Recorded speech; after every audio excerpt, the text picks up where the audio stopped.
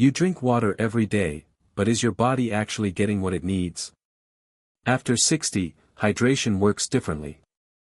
One small habit could be quietly draining your energy, disturbing your sleep, or straining your heart. In this video, we'll rank 5 common water habits, from harmful to healing, and help you find the one change that could make everything feel easier. If you're over 60, tell me, what's your first drink of the day? And now, it's time for the intro. 3, 2, 1.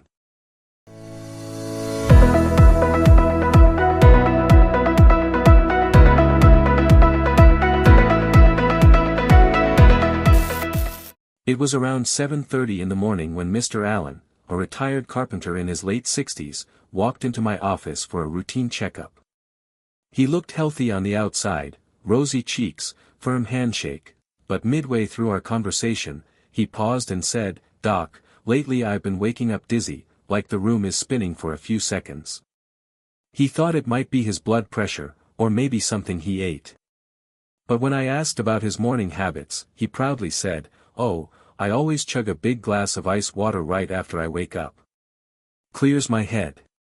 Now, here's the thing, that one habit, as refreshing as it sounds, could be doing more harm than good for someone over 60. And Mr. Allen is far from alone. I see this every week, smart, well-meaning folks who think they're helping their body with water, but they're actually making it work harder. See, your body changes with age. Kidneys don't filter as fast, blood vessels aren't as elastic, and your sense of thirst doesn't ring the alarm like it used to. That means the same water habits you had at 30 might not just be outdated, they might be dangerous. That's why in this video, we're going to go through 5 common ways people over 60 drink water, and rank them from worst to best. You might be surprised where your habits land. But this isn't about scolding or making you feel bad. It's about awareness. Because just a few simple changes to how and when you drink water can lead to better energy, clearer thinking, fewer nighttime bathroom trips, and even fewer falls caused by sudden dizziness. We'll go from what not to do, like drinking too fast or at the wrong time, to the most supportive way to hydrate your body after 60. Along the way, I'll share real stories from my patients and offer practical, low-effort tweaks anyone can do, no apps, no fancy routines. Just good habits built for real life. Ready to find out where you stand? The moment Mr. Allen said, "I chug ice water right after waking up," I paused, not because I hadn't heard that before, but because I had heard it too often. It's a habit that sounds healthy. Clean. Refreshing. A fresh start to the day. But for someone over 60? It's like flipping on the lights in a room your body hasn't even stepped into yet. Let me explain. When you wake up in the morning, your body is still shifting gears. Your blood pressure is naturally lower after hours of rest. Your heart rate is slower. Your digestive system, your kidneys, even your muscles, they're easing into the day, not sprinting into it. Now imagine throwing a blast of ice-cold water into that state. Your blood vessels constrict. The vagus nerve, which helps regulate heart rhythm, can overreact. For some people, that can mean lightheadedness. For others, a sudden drop in blood pressure. And for a few, like Mr. Allen, it's that spinning sensation that seems to come out of nowhere. And no, this isn't rare. I once treated a woman named Teresa, 72, who was rushed into the ER after fainting in her kitchen. Her labs were normal, her heart was fine, and she wasn't dehydrated. But she admitted, almost sheepishly, that she drank 2 glasses of icy water every morning while standing at the counter. "It wakes me up," she said. And maybe it did, but it also shocked her system. Now, let me be clear. The water isn't the problem. It's the temperature, and the timing. Right after you wake up, your body wants something gentle. Think of it like starting a car on a cold morning. You wouldn't slam on the gas before the engine warms up, right? So what should you do instead? It's simple, really, swap the cold for warmth. Room temperature is okay, but slightly warm, like a gentle tea, not scalding, can actually soothe your stomach and slowly wake up your internal systems. Start with about 150 to 200 milliliters. Sip, don't gulp. Sit down while drinking if you often feel dizzy. And give your body 10 to 15 minutes before you start eating or taking medications. Mr. Allen tried this for just 1 week. The difference? No more spinning. He even joked, "I missed the shock of cold water, but not enough to fall on my face again." Sometimes, it really is the small, boring habits that protect us best. There's also an emotional piece here I don't want to skip over. So many people I meet have these long-held beliefs, rituals they learned from decades past. And when I suggest changing them, I can see the resistance, the worry. Am I really doing it all wrong? Have I hurt myself without knowing it? I want to tell you now, no. You weren't wrong, you were doing what made sense at the time. But now your body is different. Your needs are different. And adjusting doesn't mean failure. It means you're paying attention. So if you're in the habit of grabbing a cold drink first thing, consider pressing pause. Let your body arrive in the day before you rush it into action. Give it something warm. Something kind. Because you deserve a gentle start. After Mr. Allen adjusted his morning routine and Teresa gave up her icy glasses, both of them saw real changes. That's the beauty of small shifts, they ripple. But just as they were stepping into better habits, another common pattern showed up in 2 new patients of mine. The urge to catch up on water by drinking way too much at once. Let me introduce you to Doris. She's 66, lively, full of jokes, and loves long walks through her neighborhood park in Georgia. One day, she came in complaining of frequent headaches and a bloated stomach. Her blood pressure was normal, her labs looked fine, but something wasn't adding up. When I asked about her hydration habits, she said proudly, "I know I don't drink enough during the day, so when I come back from my afternoon walk, I down almost a liter of water. Gotta make up for it, right?" She meant well, of course. But that habit was backfiring. You see, your kidneys have a rhythm. They filter blood, balance your fluids and electrolytes, and after 60, they just don't keep up the way they used to. When you suddenly pour a huge volume of water into your system, especially after sweating or during a hot afternoon, you're asking those kidneys to process quickly, and they may not be able to handle it efficiently. That can lead to something we call water overload, or in more serious cases, dilutional hyponatremia, where the blood sodium level drops too low. But we don't need to get into scary medical terms to explain what Doris was feeling. Her body was overwhelmed. She wasn't just uncomfortable, she felt foggy, tired, sometimes even nauseous after her hydration fixes. Her headaches. Part of that sudden imbalance. And her sleep. Interrupted by multiple bathroom trips. Another patient, Thomas, 70, had a similar story. Only his habit happened in the evening. "I don't drink water at work," he told me, "I'm busy. So I drink a bunch right before bed." His intentions were good, but instead of hydrating, he was stressing his bladder, spiking his nighttime urination, and waking up groggy the next day. Here's the truth, water works best when it's spaced out. Think of it like watering a plant. You wouldn't flood it once a day and let it dry out the rest of the time, right? Our bodies are no different. We thrive on consistent, gentle hydration, not emergency gulps. So what can you do instead? Start small. Aim to drink a modest glass of water, around 150 to 200 milliliters, every couple of hours while you're awake. You don't need to track every sip. Just create anchor points. Maybe 1 glass after brushing your teeth, another mid-morning, 1 with lunch, and so on.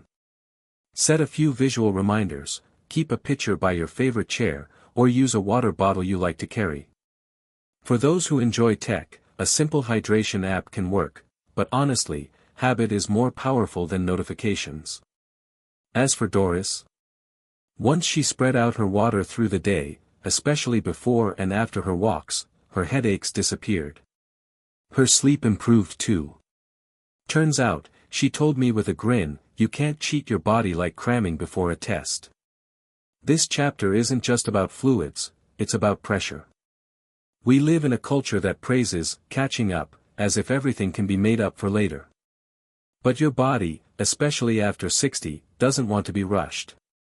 It wants rhythm. Steady. Respectful. When you drink too much at once, you're not fixing a mistake, you're making a new one. So let's slow things down. Water isn't a chore to cram into one part of your day. It's a quiet companion that should walk alongside you, little by little. After helping Doris and Thomas build steadier hydration habits, I started noticing a different pattern emerging in some of my other older patients. This one's a little sneakier, because it feels logical on the surface.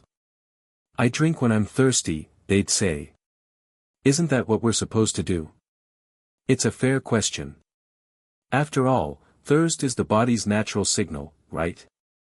The problem is, after 60, that signal becomes much less reliable, like a smoke detector that doesn't always go off when there's smoke in the room. That brings me to Paul. A retired Navy mechanic, 71, who still had the posture of a man used to fixing heavy engines. He came in one afternoon complaining of frequent fatigue and dizziness, especially in the heat. "Could be my age," he said with a shrug, "or maybe just summer in Florida." As we talked more, I asked about his fluid intake. "I don't drink much unless I feel thirsty," he admitted. "I've never been one of those water bottle people."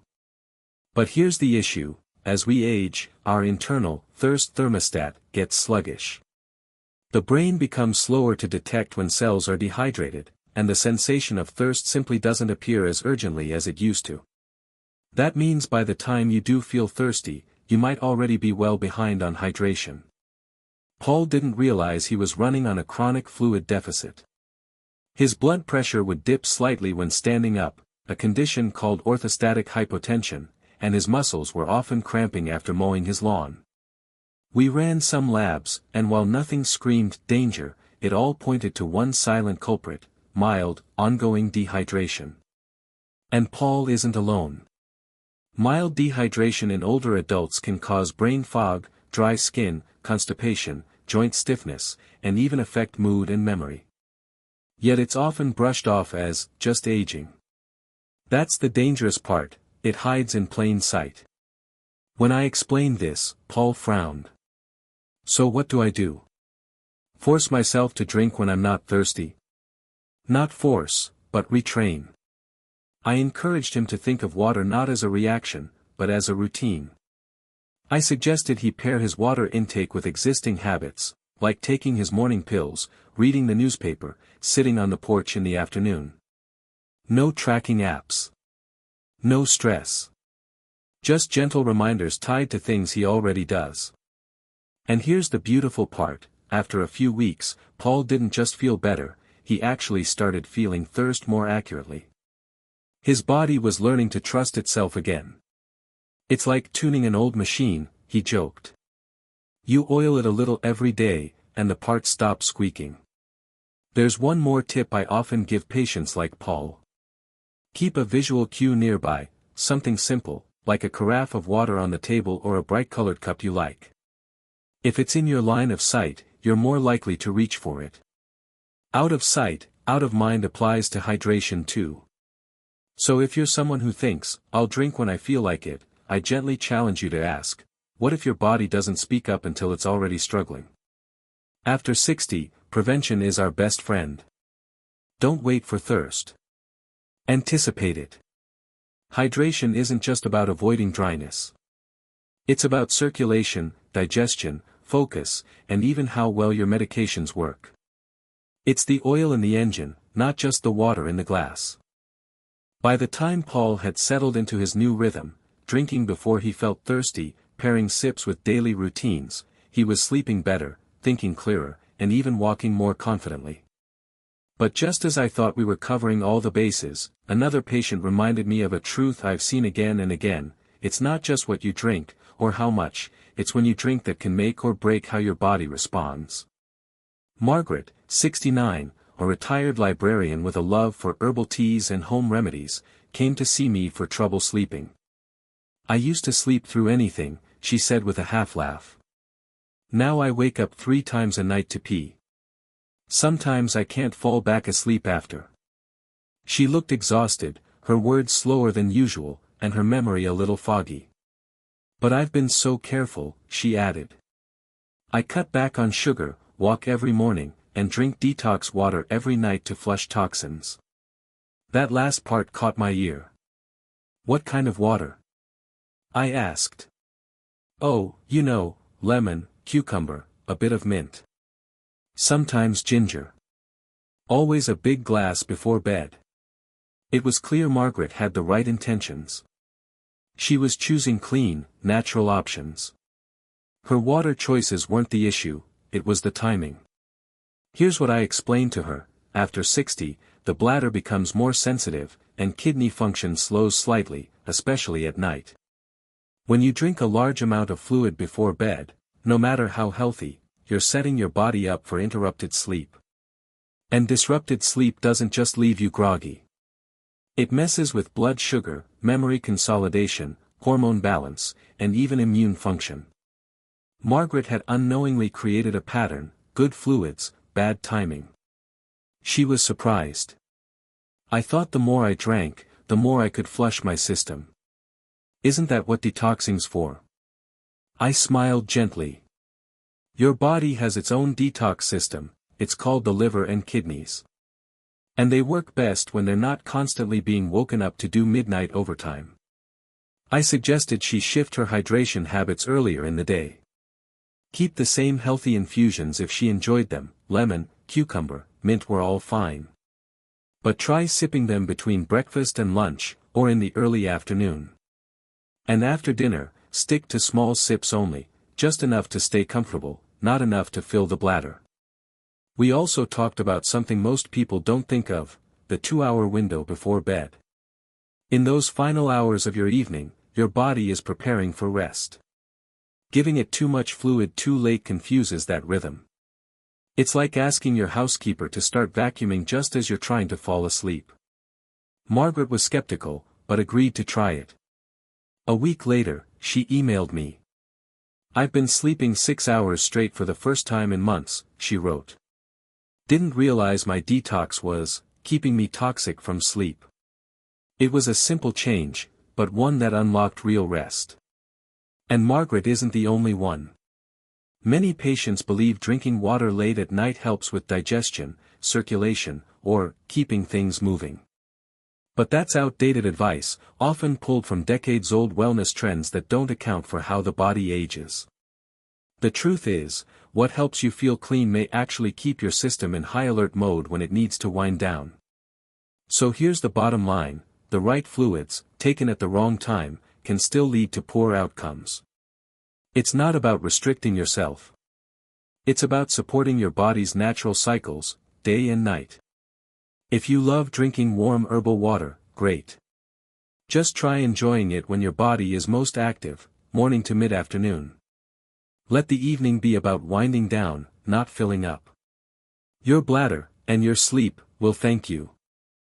After Margaret finally reclaimed her nights by shifting her hydration earlier, I began to notice something remarkable in patients who took that one extra step, not just avoiding bad habits, but leaning fully into hydration as a rhythm, a routine, a gentle partnership with their aging body.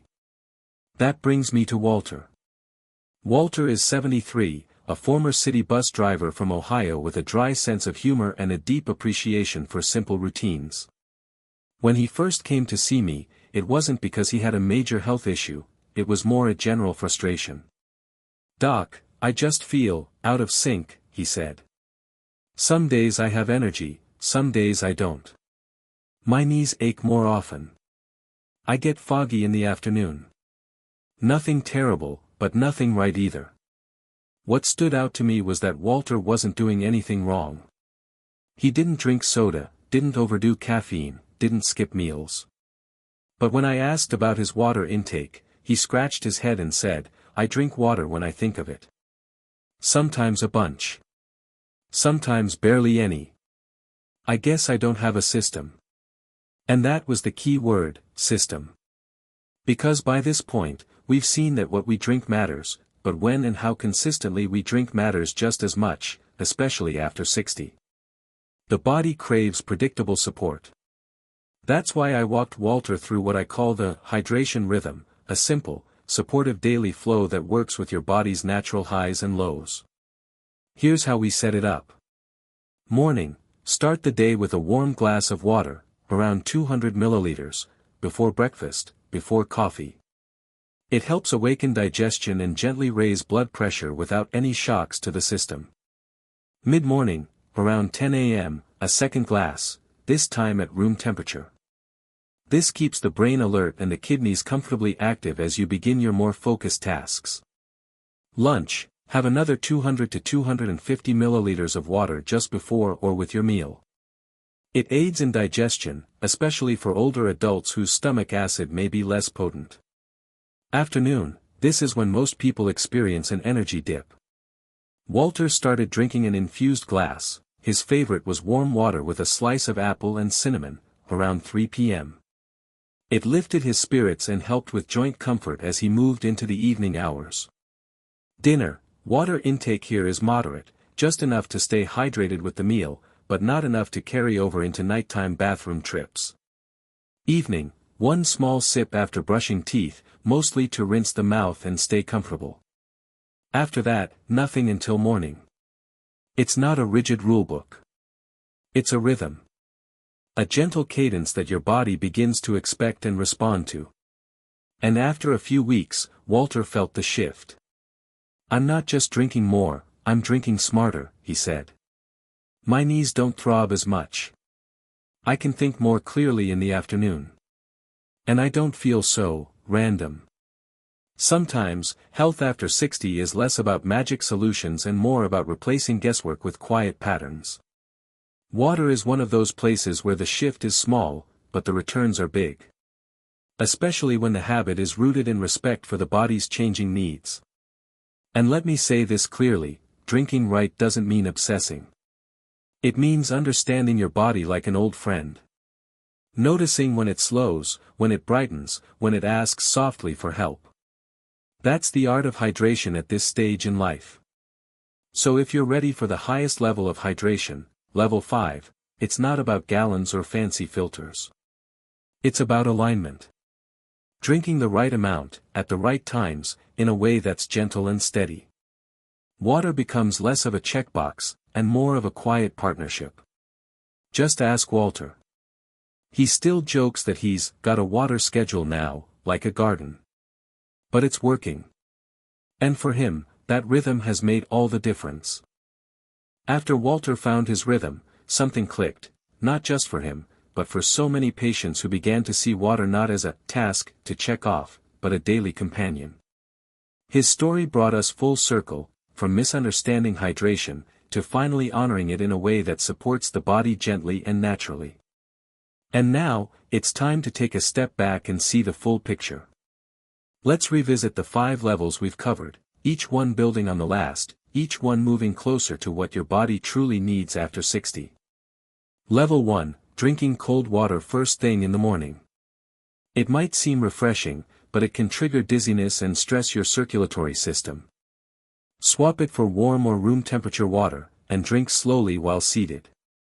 Level 2, drinking large amounts all at once. This overwhelms your kidneys and may lead to fatigue, bloating, or even low sodium. Instead, hydrate consistently throughout the day in small, manageable amounts. Level 3, only drinking when you feel thirsty. After 60, your thirst signals may not be accurate. Build hydration into your routine rather than waiting for a prompt. Level 4, drinking healthy water, but at the wrong time, like right before bed. This disrupts sleep and stresses your bladder. Shift most of your water intake to earlier in the day. Level 5, drinking the right kind of water, in the right amount, at the right time. This is the sweet spot, a steady, thoughtful rhythm that aligns with your body's natural flow. To make it easier, here's a simple checklist you can keep in mind.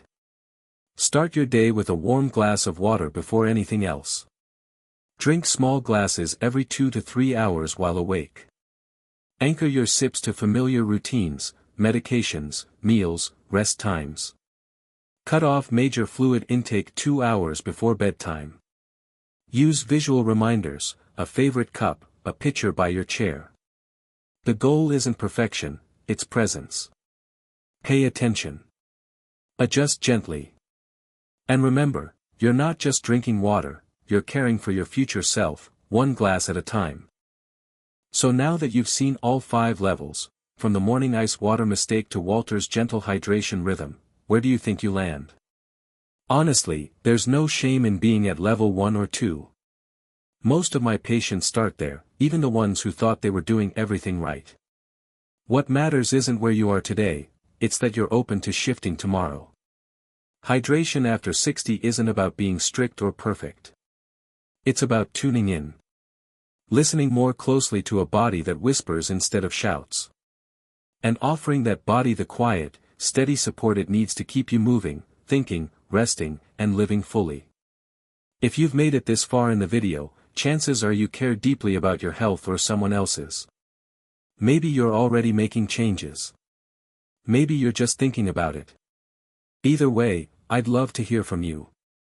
What's one small change you're willing to try this week? Maybe it's swapping that cold morning glass for something warm.